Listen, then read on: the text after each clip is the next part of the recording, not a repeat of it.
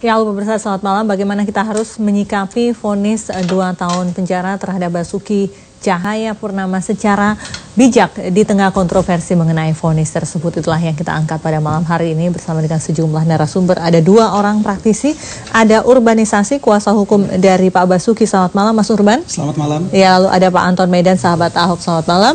Lalu kemudian ada Pak Rasman Nasution, praktisi hukum. Selamat malam, Pak Rasman. Selamat malam. Assalamualaikum. Waalaikumsalam warahmatullahi wabarakatuh. Lalu kemudian nanti kita akan menanti 1 orang lagi untuk bergabung bersama kita.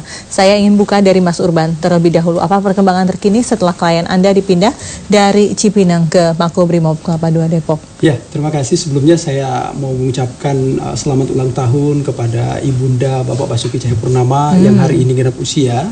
Walaupun genap usia berapa tahun? Saya kurang begitu ingat betul berapa, tapi ulang tahun hari ini suatu situasi yang memang tidak lazim, karena Pak Basuki Cahayapurnama senantiasa ada di sisinya ketika orang tuanya ulang tahun, tapi ini adalah sebuah musibah yang terjadi kepadanya. Tapi masyarakat Indonesia, mari kita ucapkan selamat dan mudah-mudahan beliau dikuatkan atas cobaan yang saat ini dialami oleh Bapak Basuki Cahayapurnama. Kemudian kondisi Bapak Basuki Cahayapurnama setelah dipindahkan dari rutan Salemba ke Makobrimob dalam keadaan sehat tentunya. Dan beliau tetap berbesar hati atas putusan yang saat ini diputuskan oleh Pengadilan Negeri Jakarta Utara. Walau demikian, kami sebagai kuasa hukum tentu mengundang banyak pertanyaan. Secara prinsip kami menghargai institusi peradilan, kami menghargai majelis dalam hal ini yang memutuskan perkara tersebut, tetapi putusan-putusan yang diberikannya adalah suatu keputusan yang jauh dari keadilan, dan kami menganggap bahwa ini ada sesuatu di balik putusan ini. Ada upaya mekanisme bandingkan yang akan dilakukan oleh kuasa hukum dan Pak Ahok? Tentu upaya banding akan terbuka untuk kami lakukan, dan ini ada waktu 7 hari untuk kami mengambil keputusan dan sekaligus mempersiapkan. Oke, baiklah. Sekarang saya ingin mulai membedah mengenai kontroversi 2 tahun penjara ini. Ada yang bilang ini ultra petita, ada yang bilang ini overkill. Salah satu praktis hukum senior bahkan mengatakan demikian. Ada yang mengatakan bahwa berbeda sama sekali dari tuntutan jaksa penuntut umum. Kalau saya tanya pada Anda, pasti jawabannya seperti itu. Saya akan tanya pada lawan Anda terlebih dahulu. Bagaimana Pak Rasman? Baik, terima kasih. Ini masalah Pak Ahok ini ada dari Sumatera Utara itu ke Singkuang, namanya 21 jam. Mereka lagi nonton sekarang ini. Persoalan Ahok yang begini sampai 5 bulan kan dihidangkan terus ini pertanyaannya. Sampai di mana endingnya gitu. Karena ternyata setelah sampai pada proses putusan pun masih tetap menjadi kontroversi gitu. Baik. Kalau saya tadi mencermati statement dari Bang Todung Mulya Lubis, yang mengatakan overkill ya. Banyak yang dan banyak mengatakan akan pasang badan gitu ya. Nah, saya baru kali ini mendengar pasang badan yang mana gitu. Kita kan sudah mengakui bahwa dalam konteks penegakan hukum kita ada proses penyelidikan, ada penyidikan, kemudian ada P21 tahap 1, P21 tahap 2, kemudian ada persidangan, ada tuntutan, ada putusan. Dan vonis ini, meskipun ini belum inkrah, belum berkekuatan hukum tetap, tapi rumusan hukumnya jelas karena perintah itu adalah ditahan, maka otomatis yang bersangkutan ditahan. Perintah dalam pasal yang digunakan oleh jaksa. Dan jaksa sendiri pun sebenarnya tidak berkeberatan. Saya mendengar itu. Bukan perintah yang dipergunakan oleh jaksa ya, bukan ya, tapi memang majelis hakim yang menyatakan demikian. Ya, karena itu memang kewenangan penuh.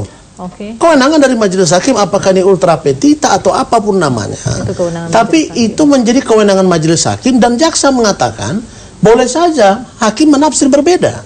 Biasa tidak dalam kasus lain selain penistaan agama. Pak Ahok ini kan fenomenal. Bayangkan akibat Pak Ahok, saya dengan abang saya pun dari Medan berbeda pendapat yang serius gitu. Padahal kami selama ini baik-baik aja. Tak, inilah fenomenalnya seorang Ahok gitu. Nah, yang saya mau katakan adalah bahwa kita jangan terjebak dengan sebuah suasana seolah-olah ada orang yang telah divonis bersalah. Meskipun ini baru rangkaian peristiwa putusan untuk peradilan tingkat pertama, yaitu Peradilan Negeri Jakarta Utara, kan begitu ya. Nah, tetapi untuk presidennya ke depan, kalau ini tidak diberi rumusan hukum yang jelas, ini akan menimbulkan masalah baru. Contoh, orang berpikir apakah dengan 1.000 atau 2.000 atau 3.000 orang demo di depan rutan Cipinang yang itu alumni saya dengan Bang Anton Medan misalnya. Saya pernah di sana 3 bulan, Bang Anton juga bertahun-tahun di sana. Itu tidak akan mempengaruhi posisi orang yang ada di dalam. Tetapi pada faktanya Pak Ahok dikeluarkan dari sana dengan alasan keamanan. Nah sekarang muncul pikiran, ini untuk keamanan atau untuk kenyamanan? Anda menduganya demikian? Sebentar, saya teruskan. Karena di dalam proses seseorang yang sudah divonis, meskipun belum inkrah, masuk ke rutan, itu ada namanya mapenaling, masa pengenalan lingkungan. 300 orang kita harus ikut gabung di dalam. Apakah Pak Ahok ikut di situ atau tidak? Ini pertanyaan. Baiklah, nanti saya lempar kepada Pak Anton, tapi sebelumnya kita lihat paket berikut ini.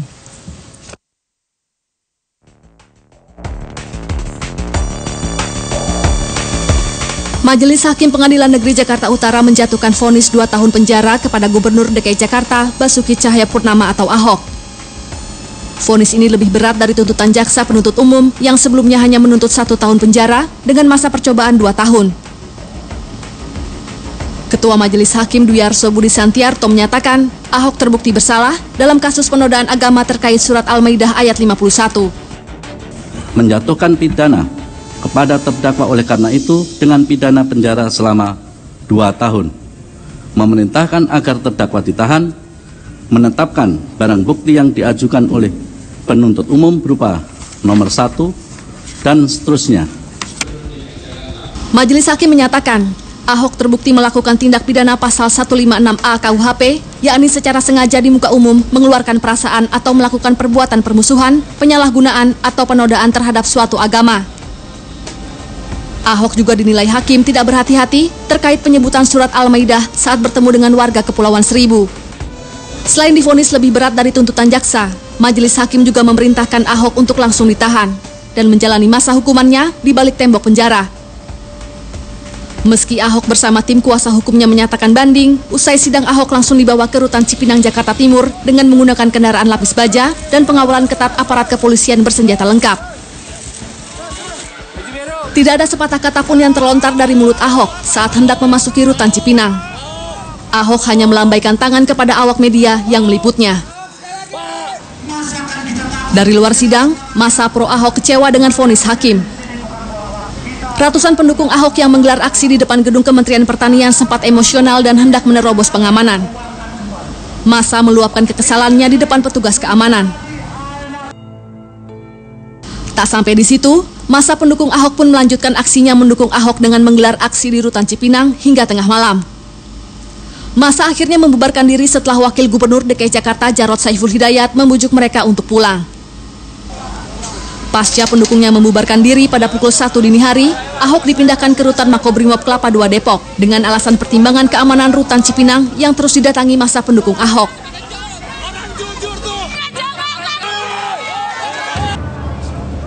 Lain halnya dengan massa kontra Ahok yang mengaku puas dengan vonis 2 tahun penjara untuk Ahok. Mereka langsung melakukan sujud syukur usai mendengar vonis hakim.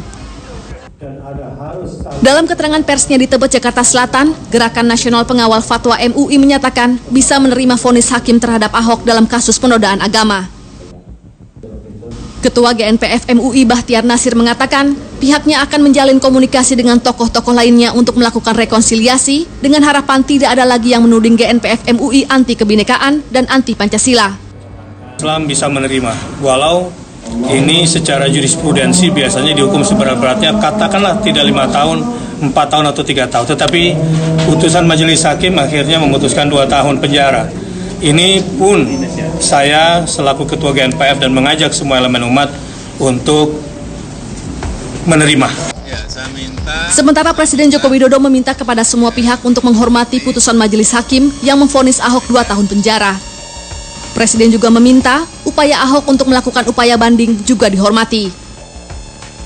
Ya, saya minta semua pihak menghormati proses hukum yang ada serta putusan yang telah dibacakan oleh majelis hakim. Ya. Kasus dugaan penodaan agama yang menjerat Ahok bermula dari pidato Ahok saat melakukan kunjungan kerja di Pulau Pramuka, Kepulauan Seribu. Belakangan menuai kontroversi karena dalam pidatonya Ahok menyinggung surat Al-Maidah 51. Saya Ya kan dibohongin pakai surat Al-Maidah 51 macam-macam itu. Itu hak Bapak Ibu. Ya. Unggahan pidato Ahok yang diunggah Buniyani di media sosial beredar luas dan langsung menuai kecaman, terutama kalangan umat Islam. MUI pun mengeluarkan fatwa dalam pendapat atau sikap keagamaan resmi yang menyatakan Ahok telah menghina Al-Quran dan ulama sehingga memiliki konsekuensi hukum. Meski sudah meminta maaf pada 10 Oktober, namun tak menyurutkan langkah umat Islam untuk mendesak penegak hukum mempidanakan Ahok. Sejumlah aksi bela Islam digelar sebagai bentuk tuntutan agar Ahok segera diproses hukum. Aksi bela Islam yang digelar beberapa kali diikuti jutaan massa yang fenomenal sepanjang sejarah.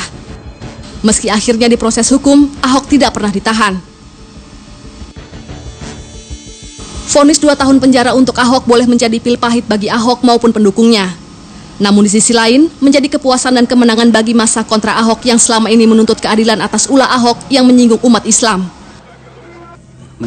Pada hakikatnya, setiap keputusan tidak akan mampu memberikan keadilan sekaligus pada pihak yang berperkara di meja hijau.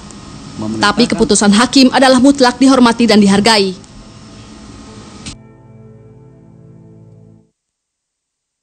Ya, kita lanjutkan dialog pada malam hari ini, Pak Anton. Katanya untuk kenyamanan, bukan masalah keamanan. Anda pernah menghuni rutan Salemba, LP Cipinang. Benarkah memang memindahkan Ahok hanya untuk kenyamanan? Bukankah memang di sana over kapasitas? Iya, saya berharap dialog ini memberikan suasana yang baik untuk kedua belah pihak pendukungnya. Jangan dibuat polemik lagi. Jangankan masyarakat, hakim dengan jaksa bisa beda pendapat. Jaksa menggunakan 156, satu lagi hakim memutuskan dengan 156A, iya kan? Hakim jaksa beda pendapat. Apa kita nggak mampu memberikan sebuah contoh dewasa? Ini sebuah proses demokrasi. Nah, bicara masa kenyamanan, Bang Rasman ini saya harus bicara jujur. Ketika saya datang jam 8, saya ketemu Ahok sebentar, langsung saya masuk ke blok. Jadi kapasitas rutan tipikor Cipinang 1.100. Saya masuk ke bawah, saya lihat jumlahnya 3.800. Oke, jadi saya berarti kan memang karena dia overkapasitas. sebagai teman, saya tanya kamarnya yang mana? Enggak ada kamar yang kosong, yang satu pun enggak. Paling dikit 7. Ente kan pernah sana, Mak, lihat gimana? Akhirnya udah mereka runding tahu gimana, saya nggak tahu selanjutnya. Karena itu tidak safety, tidak bisa, dia kan perlu istirahat, dia masih gubernur.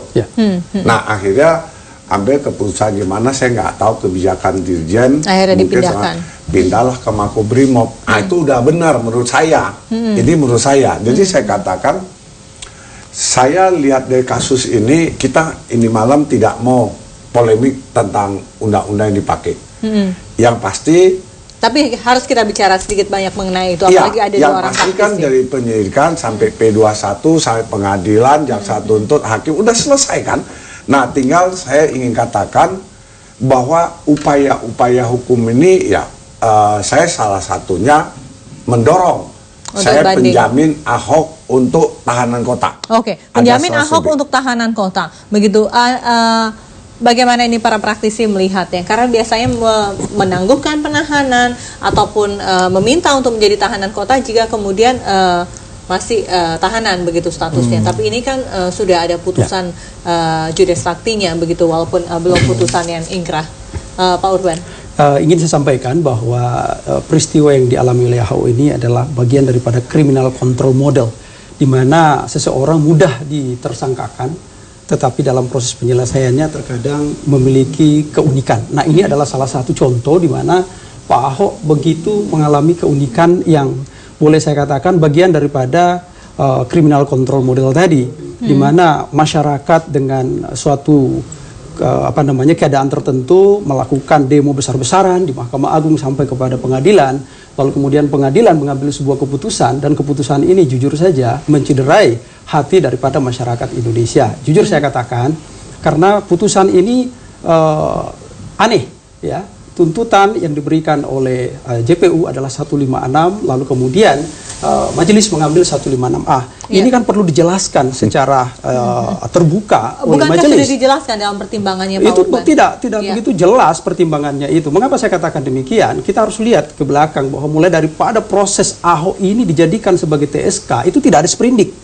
Ya, tidak ada sprindik. Lalu kemudian ditersangkakan. Setelah itu jalan biasa. Setelah itu bukan jalan tapi lari kencang.